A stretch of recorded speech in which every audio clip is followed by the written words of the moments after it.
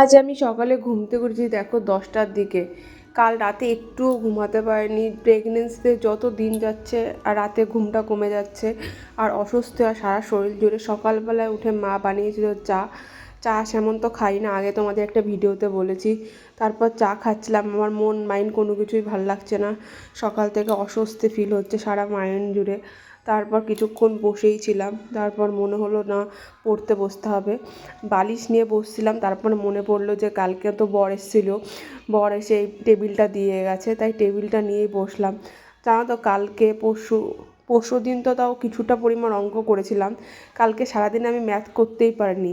তার কারণ হচ্ছে আমি বসতে পারছি না, বসলে পরেই পেটে যন্ত্রণা হচ্ছে, অস্বস্তি হচ্ছে সারা শরীর জুড়ে। তারপর মা খাবার খেতে দিল, খাবার খেয়ে নিলাম। উচ্ছে আলুর তরকারি আমার অনেক ভালো লাগে। তারপর কিছুটা সবজি বানিয়েছিল, কারণ সবজি খাওয়াটা এই সময় অনেক দরকার, তাই জন্য সবজি শুধু শুধুই খেয়ে নিলাম। টাটা।